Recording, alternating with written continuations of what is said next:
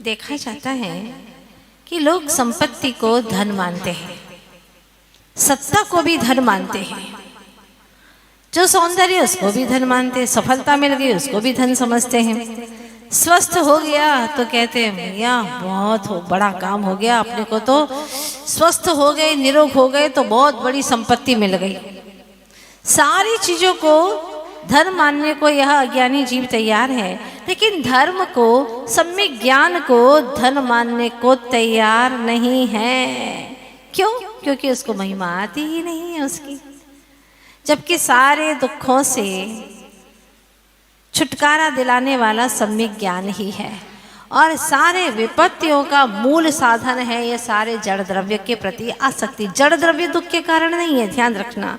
जड़ द्रव्यों के प्रति जो आसक्ति का भाव है बस वही दुख का कारण है। सोच रही थी प्रातः काल तो मन में विचार आ गया कि जो ज्ञान में थिर हुए वे तिर गए, जो ज्ञान में थिर हुए वे तिर गए और जो मोह से, पर द्रव्यों से घिर गए वो मर गए, वो गिर गए, वो मर गए। आज तक यही हुआ है, जो ज्ञान में थिर हो गए निज ज्ञान में, और निज ज्ञान में ही स्थिर हुआ जा सकता है। औरों के पर के ज्ञान में आप स्थिर नहीं हो सकते, क्योंकि उसका ज्ञान उसी के लिए है, मेरा ज्ञान मेरे लिए। औरों के ज्ञान से आप जान नहीं सकते। क्या मर्यादा है प्रत्येक द्रव्य की, समझो तो सही। प्रत्येक व्यक्ति अपने अपने ज्ञान से ही जान सकता है, औरों के ज्ञान का इस्तेमाल नहीं कर सकता है। हाँ, भाई भाई के द्रव्य का, संपत्ति का इस्तेमाल कर सकता है, क्योंकि संपत्ति पर द्रव्य है। लेकिन जो स्वद्रव्य में है ज्ञान, इसका इस्तेमाल आप खुद ही कर सकते हो और कोई नहीं कर सकता। माना कि पिता की बुद्धि बहुत तीव्र है, लेकिन बेटे की बुद्धि बहुत क्षीण है, मंद है, बुद्धि काम नहीं करती। पिता चाहता है अब मुझे अपनी बुद्धि से क्या प्रयोजन है, उम्र बीत चली है मेरी, लेकिन बच्चे को ये बुद्धि मिल जाती तो कितना अच्छा होता। वो सोच सकता है लेकिन अपने ज्ञान को दे नहीं सकता। बादाम का हलवा खिला सकता है, खसखस का हलवा खिला सकता है, ब्राह्मी वटी की टेबलेट खिला सकता है, लेकिन ज्ञान डाल सकता है क्या? नहीं, क्योंकि प्रत्येक आत्मा में ज्ञान है, अनादि से है।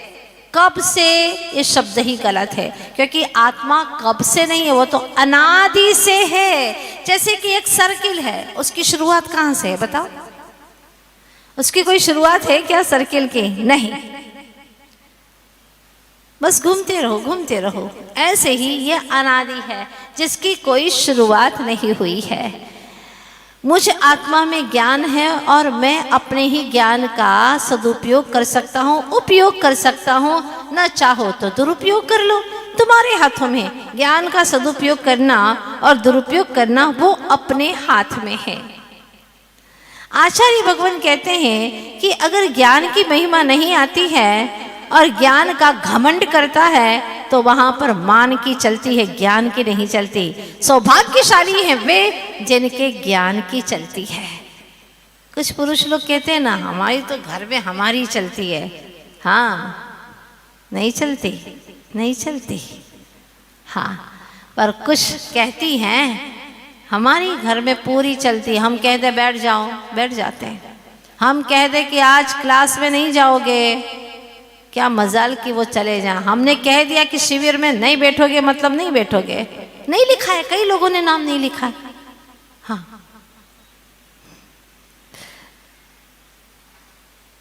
क्योंकि अपनी तो चलती ही नहीं है, क्या करे।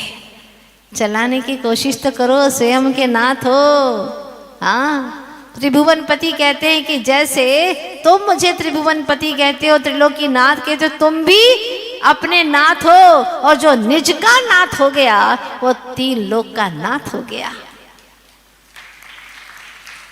तीन लोक का नाथ अलग से बनना नहीं पड़ता कि एक से हस्ताक्षर कराओ, अनंत जीवों से हस्ताक्षर कराओ कि तुम मुझे अपना नाथ मानोगे, तुम मुझे अपना नाथ मानोगे। हाँ, कोई रजिस्ट्री नहीं करानी पड़ती। तीन लोक के जमीन की रजिस्ट्री नहीं करनी पड़ती, इस भूमि की कोई रजिस्ट्री नहीं करनी पड़ती।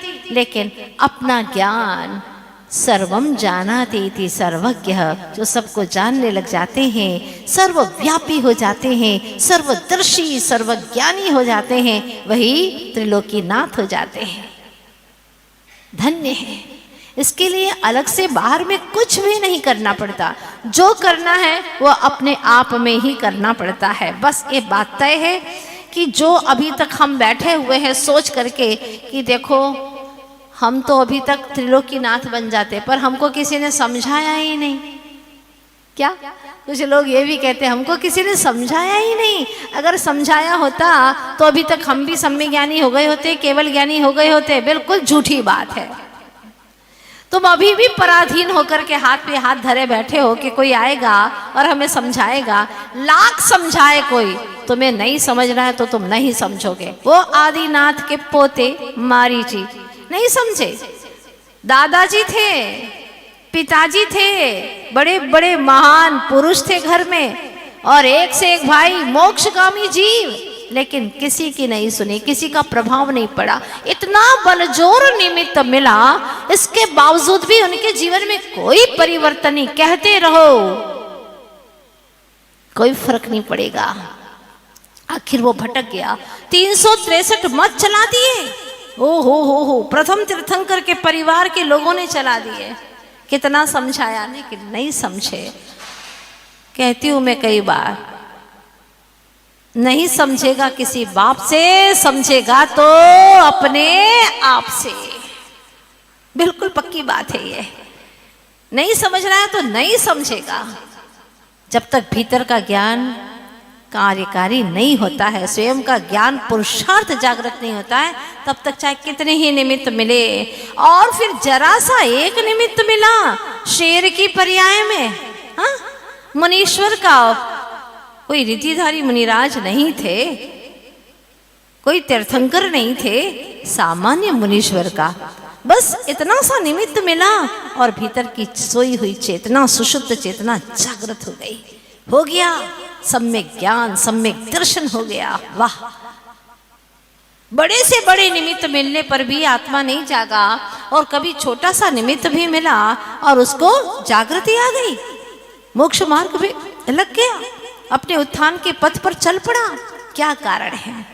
कारण सिर्फ यही है, जब काल लब्धि आती है, स्वयं का पुरुषार्थ जागृत होता है और आत्मरुचि अंदर से जागृत होती है, यह जीव सही मार्ग पर चल पड़ता है। तो आप लोग भी उस शुभ मुहूर्त की प्रतीक्षा कर रहे हो ना? मुहूर्त कब आएगा? बाहर में कोई मुहूर्त ढूंढने की कोशिश मत करो।